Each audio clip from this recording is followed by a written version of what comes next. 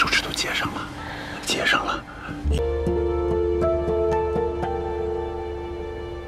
Hai, welcome to Labaik Bongca. Akhirnya yang ditunggu-tunggu guys, adegan rumah sakit dari Zhang Cincang lagi nih. Ajun bukan anak orang kaya yang manja, yang tinggal nerusin bisnis keluarga. Walaupun dia hidup di era 90-an dan keluarganya dulunya punya pabrik yang besar, kenyataannya sekarang dia harus mulai lagi dari nol karena pabrik warisan dari bapaknya itu udah tua. Alat-alatnya kayak udah ketinggalan zaman dan bangunannya juga udah tua. Tapi Azun punya mimpi buat bangkitin lagi kejayaan keluarganya. Tapi dunia bisnis nggak pernah ramah. Pesaingnya nggak cuma pakai cara licik, tapi juga kejam.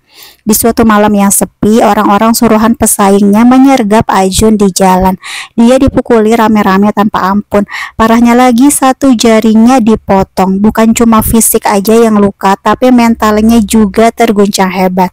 Di rumah sakit dia datang dalam kondisi mengenaskan. Badannya lebam dan tangannya berdarah hebat. Saat sadar dia kehilangan jarinya, bikin dia teriak-teriak di rumah sakit. Dia kehilangan bagian tubuhnya yang selama ini dia andalkan buat bertahan.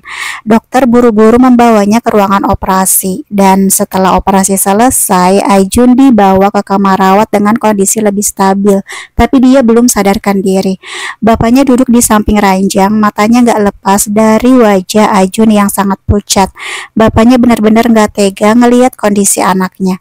Saat Ajun akhirnya bisa membuka matanya pelan-pelan, dia menatap bapaknya dengan sangat lemah dan bilang kalau dia itu baik-baik aja.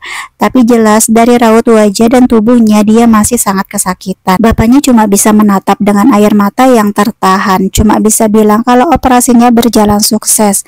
Ajun menutup matanya lagi, kembali tertidur dengan lelap. Dia butuh waktu untuk sembuh, untuk bangkit, dan mungkin untuk berdamai dengan kenyataan pahit yang baru aja dia alami.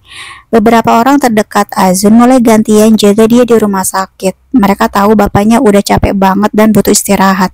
Jadi sekarang bapaknya bisa duduk sebentar, tarik nafas. Walaupun kondisinya masih lemah dan mukanya bonyok abis digebukin, tapi ayang aku ini tetap aja ganteng, ya ampun. Gimana ya, kayak udah paket komplit aja, sakit, pucat, bikin aku meleleh gitu loh. Dan kayak biasa drama dia tuh nggak lengkap kalau belum masuk rumah sakit.